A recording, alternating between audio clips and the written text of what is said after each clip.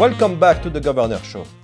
The Govrnor Show is dedicated to any person interested in board matters, from personal assistant to chairman, and aims to debunk the myth around board governance. The Govrnor Show is a series of weekly episodes featuring talented and experienced guests who will share with us their valuable experience for years. Today's guest is Thierry Janssen. Welcome, Thierry. Hello, nice to meet you. And nice to meet you. It's an honor for me to have you here. Thank you. Before starting, I would like to introduce you to the audience. What a rich career you have, Thierry. I'm impressed. You have an extensive experience and expertise in B2B technology products and services. Let's name some of your past and current mandates. It's a long list. General Manager Econocom, Chairman of the Board at Redefine, Chairman of the Board at De facto, Founder and Chairman of the Board at Cost Station, former CEO of Switch Apple Stores. Mm-hmm. That's pretty impressive, Thierry. Indeed. I'm very honored. Okay. Just before starting to dig down the subject of today, which is digital transformation and how board will behave against that transformation, I choose an object for you who will represent you. And this object is the compass. And I will read the definition of the compass that suits you the most. The compass represents the true north, wherein a ship decides to pursue a path that is somewhat different from the magnetic north. Mm-hmm. Implicit in the definition is that the true north represents the true direction, the right geography, and ultimately the absolute correct path to charter. And I think this definition represents your career so well. Indeed. Of course, the true north as a direction, I made it, understood it at a certain stage of my career. I will be honest with you, when I started my career a long time ago, I was a young salesman and I didn't understand what was the purpose of the board. And it's rather normal because my job was tactical. I had to sell computers, and so for me, and I was working for international corporation. So for me, the board was very far from my daily job. Yes. A mystery a bit. A mystery. I knew because I read the annual report and I saw the picture of the president and the chairman, but end of the day, it's even when I was sales manager that I didn't even perceive the added value from the board. And once I've been nominated as general manager, yes, of course, my boss was the board. And so I understood in first instance what was the role of the board, and after some months understood what was the real added value. And that is what I would like to share with you today. And the idea you had as a salesman over board, and when you turned to be general manager, changed a little bit. Totally. Actually, the mystery of the respect of kind of this secret mission there. It's not really secret, but due to the fact that you don't know what's going on. Yes. Of course, for you, it's totally unclear, and you don't realize that the strategy is the duty of the board. Mm-hmm. Not only the strategy, but also the sustainability of the company. And of course, when you are a young salesman, you just do your job. Yes. You are selling your machines, and this is it. Yes, exactly. So let's explore digital transformation together. And my first questions for you is, what does the board need to know to approve a digital transformation strategy? Okay. Thierry. Before answering this question, I would like to redefine what is digital transformation. Indeed, I think it's important. And I would give it with my words, knowing that I've been active in IT for over 40 years.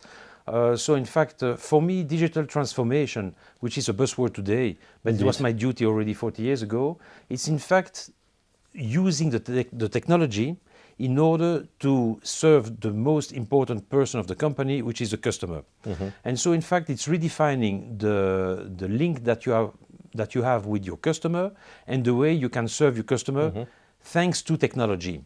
Because the way we will discuss and have a customer journey with the customer today, it's of course due to technology, totally different today as it was 20 years ago. Of course. And this is the main purpose, because end of the day, you know that it's the customer who is paying the salary of the company. And so it's really And sometimes we're forgetting that. Yeah, indeed. But for a salesman like me, I can guarantee you that the customer is, is always central in my mindset and my thinking process. And so, in fact, it's important to say that it's about strategy, sustained, of course, by technology, but it's not technology which is the end game. Sure. And so it's important, as the duty of the board is to validate the proposed strategy by the management team to go ahead, the way forward. It's important, of course, that we discuss first strategy, and afterwards will come a lot of questions about, of course, the technology, because if you take, for example, the data, the new oil, the data is essential in the relation with your customer, because the way you are dealing with your customer, you will collect more and more data about your customer. Indeed. So you will become more and more intimate with the customer, and at the end of the game, it's a way of leveraging the future business thanks to the data. And by respecting GDPR, I guess. Huh? And then GDPR is only one part of it, but indeed it's one of the aspects. And due to the fact that one of the duty of the board is also mitigating all the potential risk of the company, at a certain stage, this will be a topic on the table of the board, which didn't exist 10 years or 15 years ago. And so, in fact, we need to assess the board in appraising a strategy, and then the technology will come after. And I know that you will ask me in a few minutes, do we need technical specialists in the board? I will come back on this one. But so it's mainly, I wouldn't say business as usual, but the board remains with the joystick about the strategy, and that this is really important. And then I jump to the questions you just mentioned, of course. We're speaking about technology, we're speaking about digital transformation, and thank you for the definition. I think it enlightens us about what it is. What do we need in board as new competencies? Do we need different new competencies around the table? The board need to be tech savvy? And how to onboard them in those new technologies? I think that we don't need, it's not especially, a board is a team. And like in a football team, you have people who are champion in order to save the goal. And some other people are champion in order to put some goals on the other side of the field.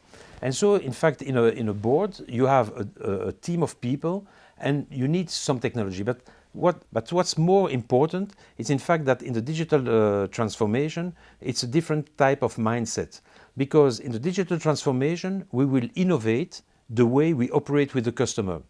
And so, in fact, there is a process, which is, in fact, and I would summarize it very shortly, which is think, test, fail, learn, and improve, and which is on very short term. I won't come with the details about Scrum methodology and so on. That's agility. But the agility is really essential. And this requires a mindset, not only of one board member, but of the total board, in order to be very agile and to accept some concepts like failure. Failure is not part of the diary of a board member. And so it's really important that, in fact, it's accepted. And I would even say, if you don't fail, it means that you didn't test enough. So, in fact, it's part, and the mindset of the total team is, in fact, to think out of the box, which is not part of the regulatory, of the traditional board. If you take a board 50 years ago and saying to the people, think out of the box, you would be named crazy. But today, this is the case. Of course, at a certain moment, you will need to have maybe someone to understand what are the key issues about the technology. But it doesn't have to be a CIO joining the board. I think also that in many boards you have directors who are themselves CEOs of their own company and do face the same. They do face the same challenge. So this is important. But what I would like to say is, in fact, that we need to be very keen on the alignment of the digital maturity of the board versus the one from the ExCo. Because the strategy, the strategy is being proposed by the ExCo. Yes. And in fact, the board needs to assess it and to validate it or to reject it whatsoever. Yeah. And so there is a real discussion about this strategy. And what is important that we often see that there is a discrepancy between the ExCo maturity on the digital side. And you can say that in the ExCo you often have young people, 30, 40 years old, and who have been nearly digital natives. Yes. And in fact, you need to be very careful that there is no discrepancy between the two. I've been a chairman of several boards, and what is important is in fact that you need also to assess the way your board functions. And this is part also of the assessment that you should make every 18 months, 24 months. Yeah. And you need to be aware that there might be a discrepancy between, in fact, the two worlds, indeed. Yes. You spoke about agility, and that's a must in boards. It's not a must of board, it's a must in company management today, yes, and then, of course, in boards. Reality or fiction? Interesting. Very interesting, in fact, because it's not linked at the size of the company. Yeah. Because you can have some large companies being agile, and you can have small companies being totally blocked. I think, and I come back on the mindset. It's a matter of culture, and in fact, it's a matter of many other things, like organization chart going from pyramidal to much more flat organization. Yes. So it's, I think that the board has its role to play, but don't forget that in fact the real duty of the board, if you summarize this, it's in fact number one, validating the strategy. Number two, it's in fact monitoring the execution of the strategy, and number three is guaranteeing the sustainability of the company, which means in fact that you need to mitigate all the risk. Yes. So you don't have to ask to a board to be agile, but you need to have an agile execution company, because in fact in the paradigm in which we are operating today, the rules are continuously changing. They are changing for three reasons. The first reason is in fact because the consumer is changing. Yes. If we take ourselves... The behavior of the consumer. If we take ourselves, just think 15 months ago. Take January 2020. Don't tell me that. Take January 2020 and the way we work today, the way we buy today, the way we interact today with other people is completely different in 15 months. So this is the first point. Number two is in fact that the way we operate today, we as person, is in fact also influenced by the technology. And so we change as person, but the technology helps us to change also. And the third point, which is often totally forgotten by the board and the ExCo, is in fact the regulatory aspect. Because of course, if today the government changed the regulatory framework, of course the context of the company will totally change. And so don't ask a board to be agile. Of course, he needs to react and be aligned with the ExCo, but don't ask him to be agile. Exactly, it's what I think too. Okay. I have a question, because you have a long experience as chairman. So a chairman lead, manage, impose, advise. What the chairman does? He does a lot of things. I would like to tell you that the first thing that I learned, that in fact the chairman doesn't act only during the board, but he's doing a lot of job between different board sessions. Because in fact the chairman should be the glue man, okay, in order to have a common understanding and a common vision of a team. And of course, you can have people from diverse background, diverse sensibility, and so in fact you need a little bit to prepare your board before the session. And so it's important. In a board, I've never discovered what was the attitude of each director. I knew it before because I discussed with the people, because I understood what their opinion were, and you cannot come. This avoids also a lot of conflict, which you have to avoid. Of course, a board is not a conflict room. Does he lead? Yes, he leads. He leads. He gives the tempo. The cadence. The cadence is also an interface with the CEO. A coach? Can be a coach, but normally you should have. It's more a think tank than a coach for the CEO, because CEOs should be senior CEO, so and certainly for the daily execution. But it can be a think tank. So it's a lot of various role that as a chairman you need to do. Yes. But it's a terrific one. Okay. And then, what is the role of the board of director finally? The true goal of a board of director, and a successful one. It's a complementary way to the ExCo. I will tell you that in Belgium we do have a two-layer model, because on the governance side, with the management team and the board. Yes. In other countries, like in France, for example, you have the PDG, Président Directeur Général, which is in fact it's not far away from Louis XIV, with all the power in the hand of one man. And I'm a full supporter of the Belgian model, a dual we have model. a recent example with Danone, I guess. Huh? Indeed. Yes. But it's important, in fact, that there is a double layer in the governance, knowing also that the timeline is totally different. The ExCo needs to deliver the result quarter na quarter, while in fact the board is not quarter related, it's more yearly, if not multi-year related. And so it gives you a totally difference in the profondeur de champ in order to appraise the business. And of course, a board is also enriched with people from many other backgrounds, which makes, of course, a rich expertise, and for the person and for the company, thinking a little bit out of the box. Do you think board members are sufficiently informed, fed by different channels? Alors, you are correct. I've been always acting in technology-related companies, but I will be honest with you, should I be a board member tomorrow in a non-IT-related company, I'm not a specialist of... Semiconductor, for instance. Semiconductor, for example. I'm not a specialist of this world.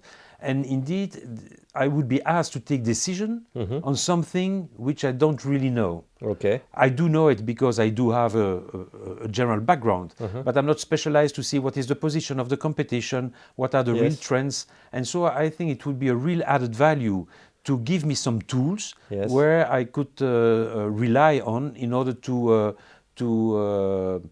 secure my decision process. Exactly. We are speaking, and that's pretty weird, because we are speaking about onboarding an employee, onboarding a director, onboarding a CMO, onboarding a CFO. Onboarding a board member is essential. But we never spoke about onboarding, and this is something very... For every person... I don't know, what's your experience? My experience, I do have one right now with new directors in a company, and the onboarding is essential for me. How can you fulfill your mission if you don't understand what the company is, what is the past of the company, because I think that the company relies on its past in order to build its future, what is the DNA of the company, what is the target market, what is the competition, and so on. So it's really important. And in the onboarding process, I think that the directors need to meet the management individually. Not that we want to spring on top of the CEO. Before joining? No, I would say just after to joining. Be sure that then... No, because first, the joining process is part of the proposal of the CNR, so the Committee of Nomination and Remuneration, and being approved, it's being approved by the General Assembly.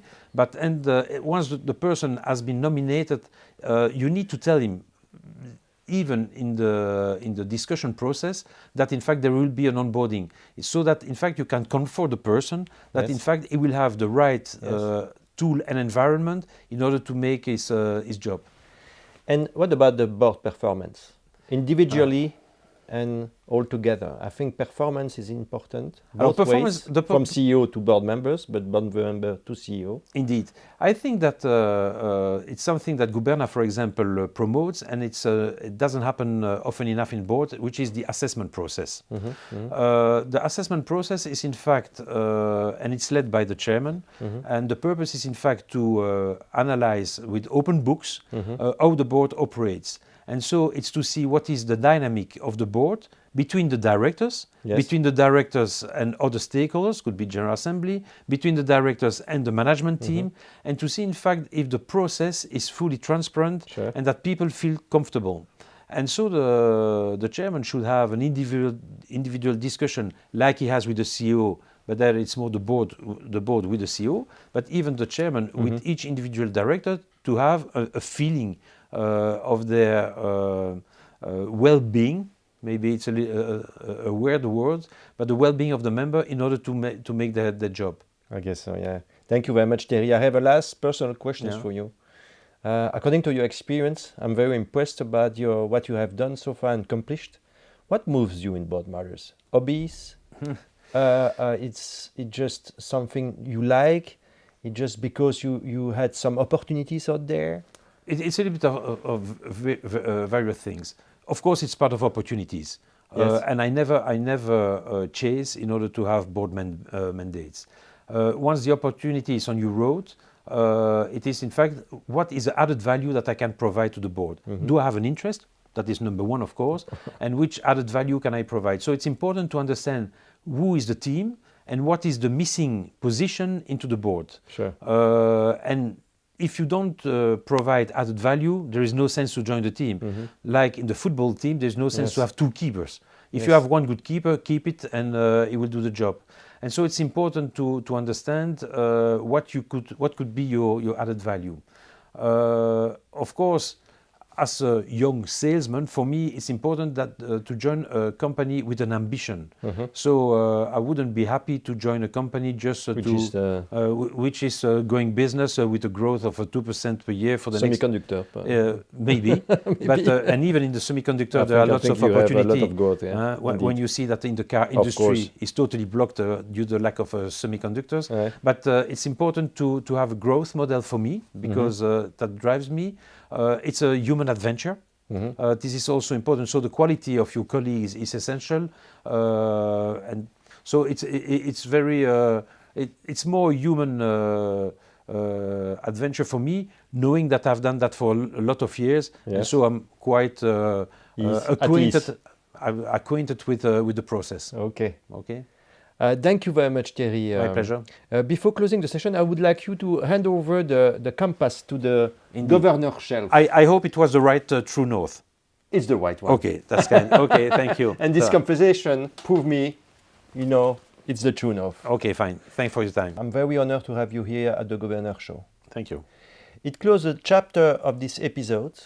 Please follow us on our social media. I hope you enjoy the show, and I'll see you soon.